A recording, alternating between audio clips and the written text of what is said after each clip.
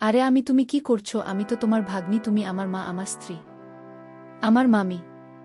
আর আমি শুনেছি মামিরা নাকি মায়ের মতোই হয়। মামি বল, আমি আজ কোনো কিছু শুনব না। আজ তোকে আমি যা বলি তাই করতে হবে। সেদিন প্রচণ্ড ঠান্ডা পড়ছিল।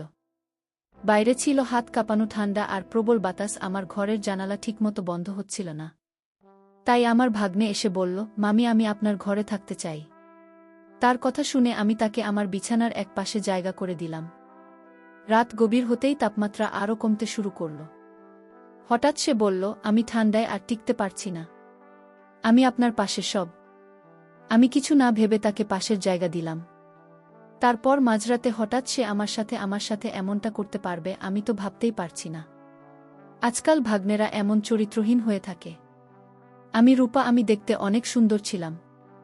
গায়ের রং ছিল একদম ফর্সা। নিজের শরীরের অনেক যত্ন নিতাম। তাই আমার তেমন বয়স বোঝা যায় না। আমি সব সময় দামি আধুনিক পোশাক পরতে ভালোবাসতাম, যা আমাকে আরও অনেক আকর্ষণীয় করে তুলতে। সেদিন আমি শহরের একটি পার্কের পাশে গিয়েছিলাম। পার্কের পার্কিং এলাকায় অনেক ভিড় ছিল। আমি একটু এগিয়ে দেখি আমার পুরনো বান্ধবী সেখানে দাঁড়িয়ে আছে আর তার ছেলে পাশে বসে রয়েছে। তার চেহারা দেখে মনে হলো হয়তো সে কোনো দুর্ঘটনার শিকার হয়েছে। আমি তৎক্ষণাৎ তাকে গাড়িতে তুললাম এবং হাসপাতালে নিয়ে গেলাম। তার অবস্থা খুব গুরুতর ছিল। হাসপাতালে পৌঁছে তাকে ভর্তি করালাম। ফর্ম পূরণ করার পর যখন আমি তার ছেলের পাশে বসলাম, তখন সে আমার দিকে তাকিয়ে মৃদু হেসে বলল, আপনি আমাদের জন্য যে একজন দেবদূত হয়ে এসেছেন। ধন্যবাদ। ছেলেটির বয়স হবে, সে হয়তো তখনও আমাকে চিনতে পারেনি। আমি তাকে বললাম, আমি তোমার মায়ের পুরনো বন্ধু। আমার এই কথা শুনে সে একটু স্বস্তি পেলাম। এরপর আমি তাদের পাশ থেকে যতটা সম্ভব সাহায্য করার চেষ্টা করলাম। সেদিনের সেই মুহূর্ত আমার জীবনে খুবই স্মরণীয় হয়ে থাকবে। এটা আমাকে আরও একবার মনে করিয়ে দিয়েছে জীবন কতটা অনিশ্চিত, আর সাহায্যের হাত বাড়িয়ে দেওয়া কতটা জরুরি। আমার নাম শুভ। আমি সেদিন তোমার সঙ্গে দেখা করতে যাচ্ছিলাম, কিন্তু পথে একটি মর্মান্তিক ঘটনা ঘটে গেল। আমার বান্ধবীর ছেলে বলল, হাসপাতালে পৌঁছে যখন তোমার মায়ের খবর জানতে চাইলাম তখন তুমি ভয় আর ওষুধ ভেঙে পড়েছিল। আমাকে জড়িয়ে ধরে তুমি কাঁপা গলায় বলেছিলেন, আমি মাত্র ঠিক হয়ে যাবে, তাই না? ডাক্তাররা তোমাকে ভিতরে নিয়ে গেল কেন? মায়ের কিছু হবে না তো? তার এই প্রশ্নগুলো যেন আমার হৃদয়কে বিদ্ধ করছিল। আমি তার মাথায় হাত রেখে বললাম, চিন্তা করো না, আমরা সবাই তোমার পাশে আছি, কিছুই হবে না। আমার কথা শুনে সে একটু শান্ত হল। কিছুক্ষণ পর ডাক্তার বাইরে এলেন এবং আমাকে একান্তে তার কেবিনে ডেকে নিলেন। আমি আশঙ্কার সাথে তার কথা শুনছিলাম। ডাক্তার জানালেন তার মায়ের মাথায় আঘাত লেগেছে, আর সেই আঘাতের কারণে তিনি কোমায় চলে গিয়েছেন। তার কথা শুনে আমি স্তব্ধ হয়ে গিয়েছিলাম। ডাক্তার আমাকে জানালেন যে আমার বন্ধু শিবানীকে পুরোপুরি সুস্থ হতে সময় লাগবে, কয়েকদিন, কয়েক মাস বা এমনকি কয়েক বছর। তার অবস্থার গুরুত্ব বিবেচনা করে তাকে আইসিইউতে রাখা হয়েছে। ডাক্তারদের কথা শোনার পর আমি বাইরে শিবানী ছেলের সঙ্গে কথা বললাম। তাকে বললাম, ডাক্তার বলেছেন তোমার মায়ের চিকিৎসা চলবে, আর তাকে কিছুদিন হাসপাতালে থাকতে হবে। আমার কথা শুনে সে উদ্বিগ্ন হয়ে বলল, তাহলে আমি কোথায় থাকব? মা যদি এখানে থাকেন আমি একা কিভাবে থাকব? আমি তাকে আশ্বস্ত করে বললাম, তুমি চিন্তা করো না, যতদিন তোমার মা সুস্থ না হন তুমি আমার সঙ্গে থাকবে। তোমার মায়ের জন্য হাসপাতালের সমস্ত দায়িত্ব আমি নেব, কারণ সে আমার খুব কাছের একজন বন্ধু। এরপর আমি জানতে চাইলাম, তোমার বাবার কথা কি ভাবছ? তিনি কোথায় আছেন? সে মাথা নিচু করে বলল, মায়ের সঙ্গে বাবার ঝগড়া হয়েছিল, তারপরে মা রাগ করে আমাকে নিয়ে এখানে চলে এসেছিলেন। আমি বাবার কাছে ফিরে যেতে পারবো না, কারণ তার কাজ বাইরে, আর তিনি এখন কোনো গ্রামে আছেন তাও জানি না। এমনকি আমি নিজেও তার সঙ্গে দূরত্ব বজায় রেখেছি। হয়তো তিনি আমার উপর রাগ করেছেন। আমি তাকে বললাম, তুমি এসব নিয়ে চিন্তা করো না, যতদিন তোমার মা সুস্থ না হন তুমি আমার সঙ্গে থাকবে, আমরা একসঙ্গে সব কিছু সামলাবে। তারপর আমরা দুজনে হাসপাতালের পরিবেশে থাকতে পারছিলাম না। তাই আমি একজন নার্সের সঙ্গে কথা বললাম এবং তার সাহায্য চাইলাম যাতে শিবানীর চিকিৎসার প্রক্রিয়া সঠিকভাবে এগিয়ে যায়। শিবানী চিকিৎসার দায়িত্ব নেওয়ার পর বুঝতে পারলাম হাসপাতালে দীর্ঘ সময় থাকা আমার পক্ষে সম্ভব নয়, কারণ আমার কাজের দায়িত্ব ছিল। তাই আমি তার ছেলে শুভকে আমার বাড়িতে নিয়ে এলাম। বাড়িতে আসার পথে তার জন্য কিছু প্রয়োজনীয় পোশাক কিনে দিলাম, কারণ তার কাছে তেমন কিছুই ছিল না। সেদিন শুভ খুবই মনমরা ছিল। রাতে আমি অনেকবার তার রুমের সামনে গিয়ে দেখি সে কেমন আছে জানতাম। সময়ের সঙ্গে সঙ্গে স্বাভাবিক হয়ে উঠবে। পরের কয়েকদিন আমি তাকে হাসপাতালে নিয়ে গিয়ে তার মায়ের সঙ্গে দেখা করেছিলাম। এছাড়া শিবানীর শরীর ভালো, এর জন্য আমি হাসপাতালে নার্সদের সঙ্গে কথা বললাম এবং তাদের সাহায্যের জন্য অর্থ প্রদান করলাম, কারণ প্রতিদিন সেখানে যাওয়া আমার পক্ষে সম্ভব ছিল না। ধীরে ধীরে শুভ আমার বাড়ির পরিবেশে মানিয়ে নিতে শুরু করল। তবে বাড়িতে দীর্ঘ সময় কাটাতে গিয়ে সে একটু একঘেয়েমিতে পড়ে যাচ্ছিল। আমি তাকে বললাম, শুভ, পরের বছর তোমার কলেজ শুরু হবে। তোমার শরীর ভালো আছে, তুমি যদি চাও তাহলে জিমে ভর্তি হতে পারো। আমার পরিচিত একটি ভালো জিম আছে, সেখানে তোমার ভর্তি করিয়ে দিতে পারি। এছাড়া তুমি ডান্স ক্লাস বা মিউজিক ক্লাসেও যোগ দিতে পারো। এতে তোমার সময় ভালো কাটবে এবং একঘেয়েমি দূর হবে। প্রথমে সে দ্বিধা করলেও আমার উৎসাহ এসে জিম এবং ক্লাসে যোগ দিল। ধীরে ধীরে সেখানে তার নতুন বন্ধুরা তৈরি হল এবং তার মন ভালো হতে লাগল। শুভ এখন নিজের জন্য আরও যত্ন নেওয়া শুরু করুন। জীবন নিয়ে তার দৃষ্টিভঙ্গি ধীরে ধীরে বদলে যাচ্ছিল। আমার মনে হলো সে কেবল তার শৈশবের কঠিন সময়গুলো কাটিয়ে উঠছিল এবং তার সামনে একটি নতুন ভবিষ্যৎ অপেক্ষা করছিল। শুভ ধীরে ধীরে আমার জীবনে একটি গুরুত্বপূর্ণ অংশ হয়ে উঠেছিল। সে শুধু আমার কথা শুনে তাই নয়, আমার প্রতিটি কাজে সাহায্য করত। আমি দেখলাম জিমে যাওয়ার জন্য তার শরীরের সঠিক যত্ন নেওয়া খুবই জরুরি। তাই আমি প্রতিদিন তার জন্য পুষ্টিকর খাবারের ব্যবস্থা করতাম। এক রাতেই আমি শুভ ঘরে দুধ নিয়ে যাচ্ছিলাম। হঠাৎ দরজার সামনে আমার পা পিছলে গেল এবং আমি মেঝেতে পড়ে গেলাম। সুব্রত ছুটে এল, সে আমাকে সাহায্য করে দাঁড় করান এবং নিজের ঘরে নিয়ে গিয়ে আমাকে বিছানায় শুয়ে দিন। তার এই সাহসিকতা এবং যত্নশীলতা দেখে আমি অবাক হয়ে গিয়েছিলাম।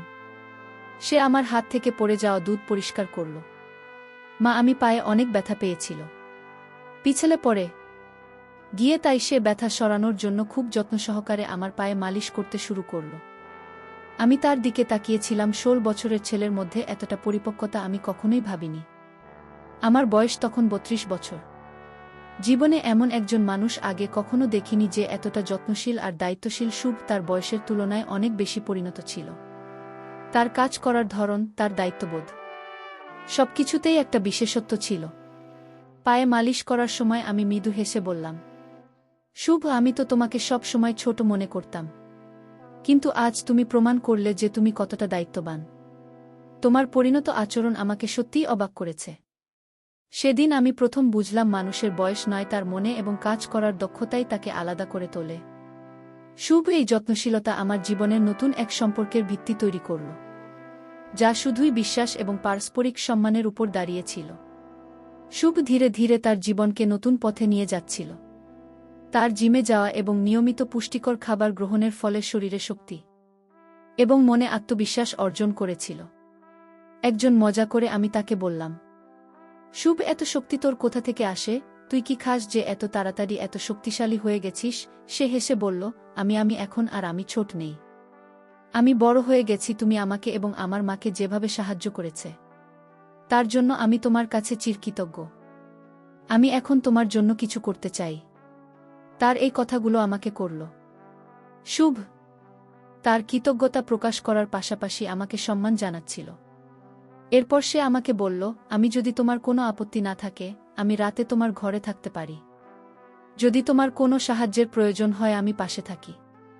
শুভ সত্যিই খুব যত্নশীল এবং সাহায্যপ্রবণ ছেলে। আমি তার প্রস্তাবে সম্মতি দিলাম।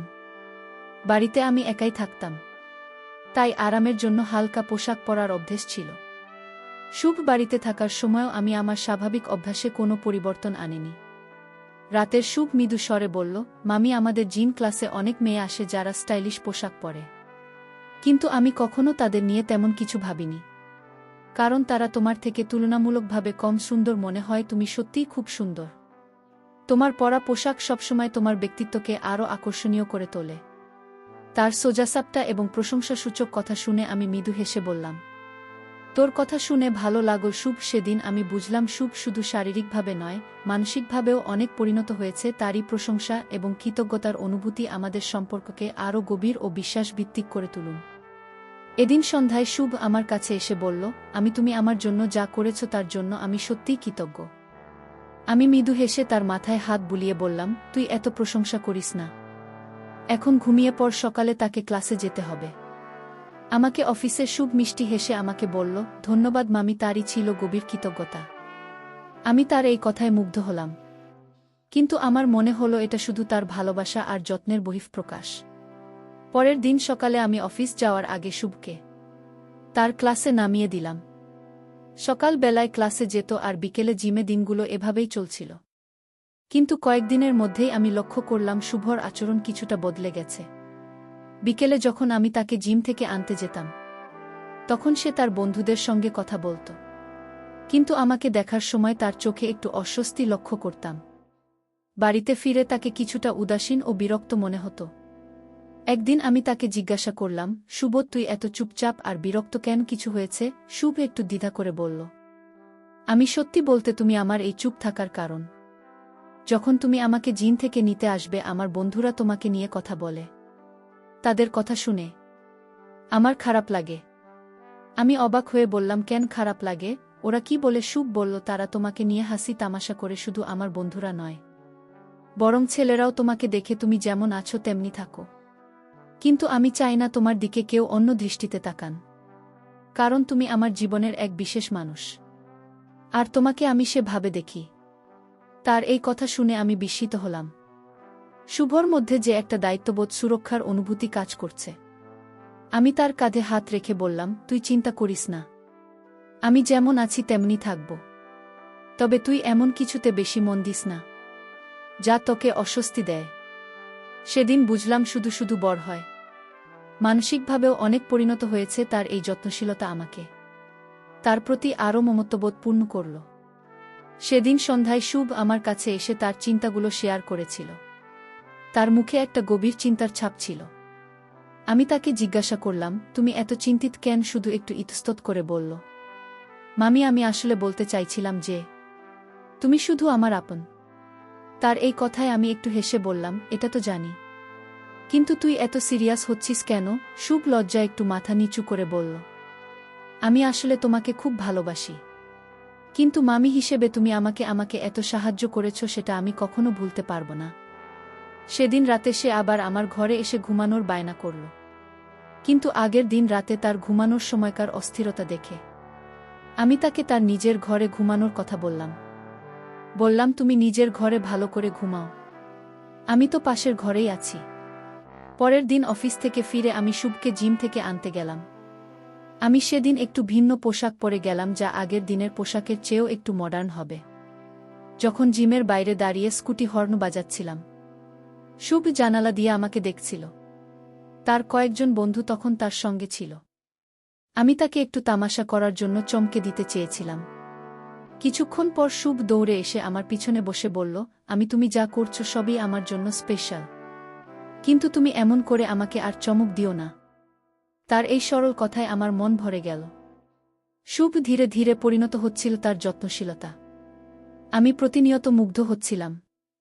এটাই ছিল আমাদের সম্পর্কের গভীর বন্ধন, যেখানে আমরা একে অপরের প্রতি মমতা ও ভালোবাসা দেখাতাম। আমরা তখন বাইকে ছিলাম। আমার মনে হচ্ছিল কিছু একটা অস্বাভাবিক হচ্ছে, কিন্তু তেমন গুরুত্ব দিইনি। আমি গাড়ি রাস্তার পাশে থামিয়ে তাকে নামতে বললাম। সে নামার পর আমি রাগী গলায় বললাম, তুমি এটা কি করছো? আমি তো আগেই বলেছিলাম যে জিমে এমন ছোট পোশাক পরে শোনা, কিন্তু তুমি ইচ্ছে করে আমার সামনে আরও ছোট ছোট পোশাক পরে এসেছিলেন। যাই হোক, বাড়িতে এসে রাতে খাওয়া দাওয়া সেরে আমি তাকে বললাম, তোমার ঘরে গিয়ে শুয়ে পড়ো। কিন্তু শুভ নিজের রুমে গিয়ে শুয়ে পড়ল। রাতে হঠাৎ করে আমি শুভকে ডাকলাম, শুভ, আমার পায়ে অনেক ব্যথা করছে, তুমি একটু মালিশ করে দাও, আমি পায়ের ব্যথায় মরে যাচ্ছি। তারপর শুভ আসলো, আমার পায়ে মালিশ করে দিতে লাগল, আর 5 মিনিটের মধ্যেই